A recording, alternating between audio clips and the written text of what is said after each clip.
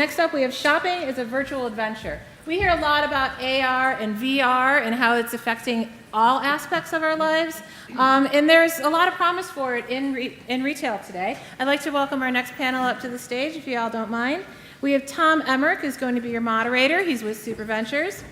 Jenna Blaha we have from ELLE magazine, who's been doing some really great retail coverage and technology coverage in an outlet that traditionally didn't do so much. Smithson of MetaVRse, and Joanna Popper, you're here, yay, from HP. And they're going to talk a little bit more about not just the flash whiz-bang aspects of VR and AR. We want to hear some real-world practical use cases and applications for technology that exists. Tom? Thank you. So global spending on augmented reality and virtual reality products and services is expected to reach $27 billion this year, and retail is expected to be a top application driver.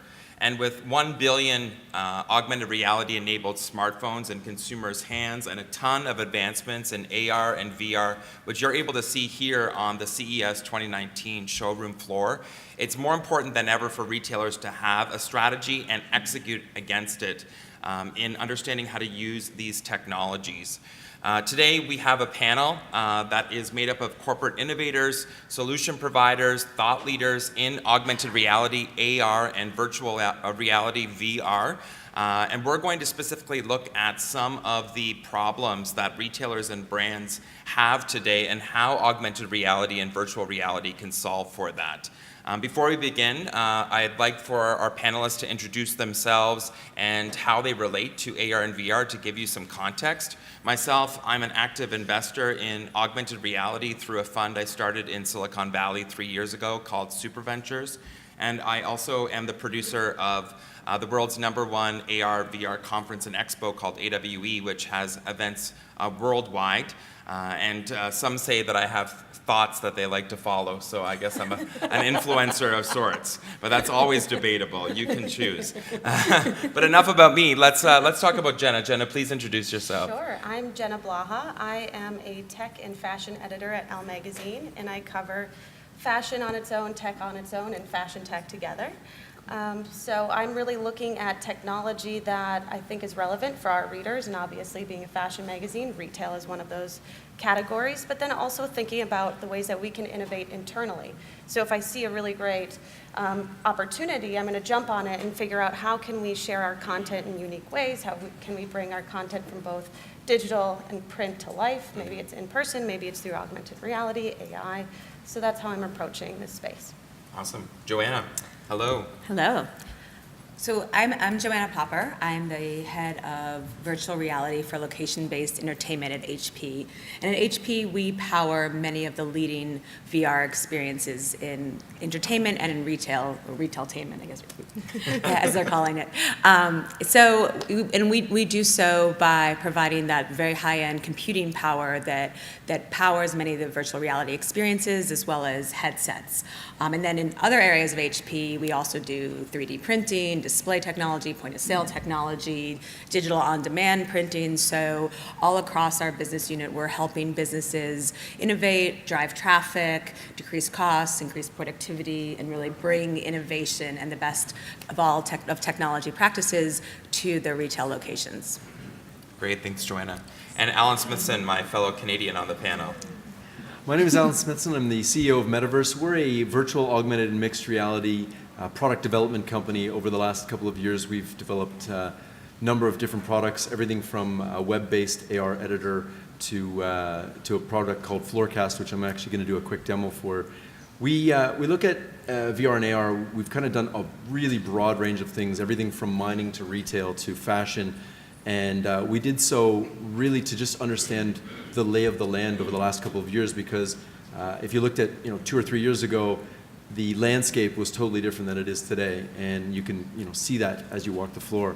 And what we've found over the last couple of years is that there's a real move towards AR in retail and AR in print, and those are the two that we've decided to kind of really focus in on. So I'd like to show you a quick demo. Where's the HDMI cable that I can plug into? Is it up here? It's over there? Okay, I'll do the demo from over there. I'm just going to show you a quick demo. I'll let Tom talk while I do the demo, and Yeah. Let's read the demo at the Should end. we do Get it? it teed up, though. We'll do it at the Alan, end, yeah. And then we'll do the demo at the end. So if you want to give them Yeah, what sure. you need to give them. Go ahead. So folks in the audience, what we decided to do, since we only have 20 minutes together, is to really hone in on some of the challenges and problems specific to you as retailers and brands.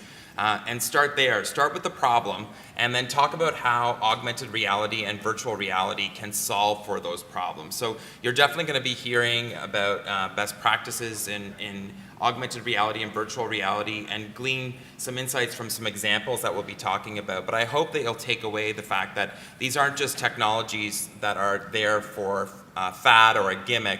They actually are solving for real problems that you have. I want you to take that away and then therefore start putting AR and VR on your roadmap.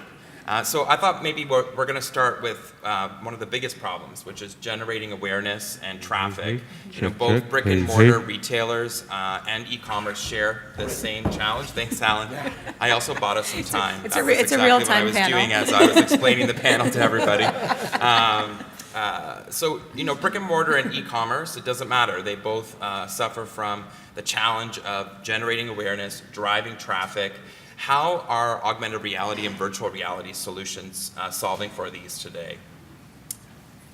So some of the examples that we've worked with are some of the leading VR providers such as 2-Bit Circus, Nomadic, Spaces, Periscape, and what they've done is they've worked together with malls or other locations, Dave & Buster's is another example, to figure out how to use virtual reality in an innovative way to create experiences that may drive traffic and create innovation. So that, for an example, is Dave & Buster's. So Dave & Buster's created a motion simulator platform for Jurassic World, for a game that came out last summer, and they were able to use virtual reality to create essentially what felt like a roller coaster at a much cheaper price, and without using the square footage that an actual roller coaster would have used. And so, it created a tremendous amount of excitement and tremendous amount of traffic at a cost-efficient way. So that's one example. There's other examples, like Spaces and Nomadic. They're going into places like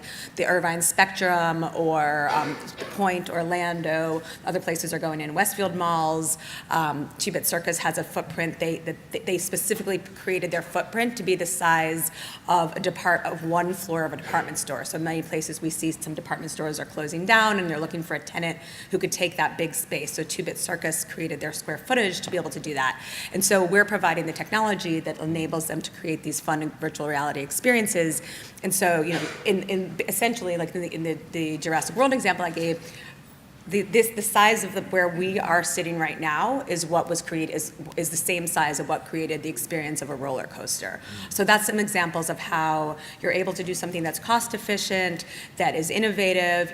We hear a lot about how younger people prefer experiences over just buying something. So you're getting people who are feeling, getting that exciting experience. And the last thing I'll say on this is we've seen data from some of the companies like The Void and some of the other that when they do their surveys, they find that the majority of the people that come to do the virtual reality experience there had never been to that mall before. So you're driving new customers who inevitably will end up, buying food and paying for parking and perhaps, shopping in some of the other stores and enjoying their experience and coming back. So it's a really important and interesting way to reach new audiences and bringing lots of fun for family and friends. That's amazing. Alan? I think there's a myriad ways that brands can leverage virtual and augmented reality. For example, in retail specifically, if you look at Walmart is rolling out VR training. So just simple 360 video, giving their store clerks the ability to see what's going to come in the future as far as preparing them for Black Friday or preparing them for scenarios that don't happen every day. Verizon just announced that they're using VR for training as well. So I think training is a big part of it. But I also think the ability to take online, offline shopping and put it together. So Macy's has put VR in 60 of their locations. They're actually putting it into 30 more this year. So it'll be 90 locations. And what they've seen is a 60% increase in the basket size of people buying furniture using their VR experience. So what they do is they take the measurements of your room, they decorate it on a tablet, and then you put on the headset and you can stand in the room and look at what the furniture is going to look like in your room in VR. And one of the magic things about this is not so much as about the added basket size, but the return rate is under 2% now. So for a furniture retailer, returns represent a massive loss of revenues. And so that's an amazing thing. And some of the stuff we're working on is virtual try-ons. So being able to try on glasses or shoes or watches using just the phone that's in your hand. So as much as retail can leverage it to bring people in, we can also leverage it to keep people buying when they're not in the stores. So that's really exciting as well. Right, and those are good examples of kind of my next problem that we were going to talk about, which is around customer satisfaction, decreasing returns, helping with decision making. Before we get to that point, though, Joanna, you talked about the use of location-based entertainment to drive traffic to physical malls. Mall of America this year also used augmented reality. They used a holographic computing technology from Ventana to generate a holographic elf for the holidays as another driver. So a lot about experience is what you said, a lot about entertainment, providing something that you would never be able to get at home with an HTC Vive even, if you are able to afford it. But Jenna, you and I had this great conversation on the phone prepping for the panel about how even before a user gets to the point where they feel comfortable trying all of this, ELLE and publications play a role in the education around the technology itself. Can you speak a little bit about that? Yes. So when I started covering technology 5 years ago for women and technology that I thought would be relevant, I realized that there was really no formula on how to educate mass consumers on high technology, complicated technology. And so I've seen that the best way to do that is through having these conversations. But when you think about how you get traffic into your door, how do you get people to onboard and use this technology, you have to make it interesting. So you do it on the gimmicky side, maybe with Mall of America. You already have people in the door at that point, and then they can go try this as an experience, and that's fun. Or you have to really let storytellers find interesting ways to speak to your technology. So something that I do, and not even AR related, is let's say that a new phone comes out. I will take that phone to Fashion Week and test out the camera capability. When Samsung came out with AR and AI embedded into the camera just this last launch, I took that to Coachella and started taking photos of people that I thought had cool outfits and seeing how you could shop straight from the camera, and that's the kind of review that I did. So it's about figuring out how sometimes we get so stuck in this tech bubble and we're very much in the future. How do we get people from point A to point B and beyond? And so it's that education. Yeah, I love that. It really hit home to me that there's a lot of grooming and education and storytelling that needs to be done even on augmented reality and virtual reality. So taking a step back, like how can you generate awareness? How can you generate traffic? Sure, you can employ LBE solutions. You can have a holographic elf in your store, but does your user even understand what that means? Right. Like, do they even understand what they're going to be engaging with? What is virtual reality? What is augmented reality? And the role of storytelling in your marketing material, the role of storytelling and employing media is part of that. I think there's some good examples from companies like Snapchat, Pokemon, Facebook, where essentially, if you've ever done a rainbow vomit selfie, you've used augmented reality. You may or may not know that's what the technology is, but so the focus has been on the fun that's providing to you, and you were just doing little selfies over there, right? And you're augmenting your face. Not that it needs it ever, because it's perfect. It needs a lot of it. It doesn't need it. I'm wishing for a real-time Snapchat filter this morning. Or Pokemon Go. There are millions of people across the world. We're running around, getting exercise, meeting friends, meeting new people, and if you're in the industry, you are very clear that's an augmented reality or light augmented reality technology. But if not, you're just having a lot of fun and doing Pokemon Go. So I think there's still a lot to be learned from the tech community and about consumer marketing, consumer education, and up to now it's mainly been focused on early adopters. And so as we continue to spread it and think about the terminology we're using, and it doesn't necessarily have to be, hey, come do a VR ride or come do a VR experience in the store, but what is that great creation you're going to have? How are you interacting with Santa and beyond? I think Yeah. brands have a really good opportunity also to leverage earned media from really cool experiences. So even though you make something awesome that may be only shown to 500 or 600 people, using earned media and the ability to tell the story of how great that experience was is really giving brands an upper hand. If you look at, pull up the Google News for VR today, and I'm sure there's a few brands that are leveraging that tool right now. One of the things I saw on the floor here, down below actually, was it was a VR experience of this guy in a little tiny car, and he was in there doing whatever, but nobody could see what he was doing. So there was a lineup of people waiting to see this thing, and I thought that was really cool because most VR experiences you can see what the person's seeing. By putting it hidden, you've actually created this sense of mystery, and I think that's a really great way of leveraging the technology. VR went from this, everybody had it, and then all of a sudden it's at all the booths, and consumers tried it, and then they didn't try it. But I think there's a real value in putting people in a space where you can explain a product in a way that you hijack 100% of the person's periphery. Yeah, and I love that you bring up ads because before we move on to the next point, obviously ads are a great way to generate awareness and traffic. And I suspect that 2019 is going to be the year of mobile AR advertising. And I just want to point out the stat that Nielsen and Unity did in a test of AR ads with QSR restaurants, which brought brand awareness up 104%. So there's a ton of great data already out there on the effectiveness of AR ads. As our time is short, I'd like to go back to the try before you buy type of scenarios. Our second problem that we wanted to tackle was how do we help with decision making and improving customer satisfaction? Showrooming and web rooming, which I didn't know that was a word, web rooming, but that's supposedly a word. Hopefully you're using it.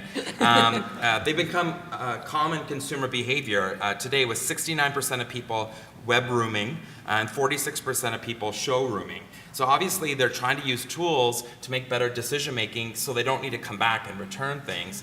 Try before you buy is a really great way to do that. What are some of the things you're seeing in AR and VR that are helping with customers' decisions? We're working with many of the big automotive companies in Europe on VR in the showroom. So, and that drives a lot of things. That drives a great customer experience, that drives potential traffic, that makes the kids happy potentially. We've heard data like that one of the leading factors in people not buying a car that day is the kids want to leave and they don't have time. They don't have time to go through the whole process. Kid, race the car. Race the car while we sign the paperwork. I don't know if it's really a leading factor, but it is a factor. And and then also the issue of inventory and how much inventory you have in stock and how much space you need for that and what the costs are. So a lot of the big European manufacturers are using our HP VR technology to have VR showrooms, so you don't have to have the car in blue and red and black and silver and with each one, and giving you that experience of not just driving maybe around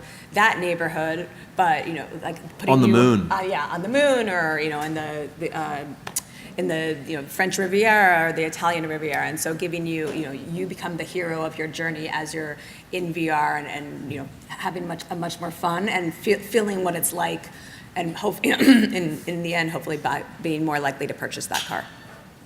I think augmented reality, the fact that by the end of this year we'll have 2 billion augmented reality smartphones with powerful AR built right into them.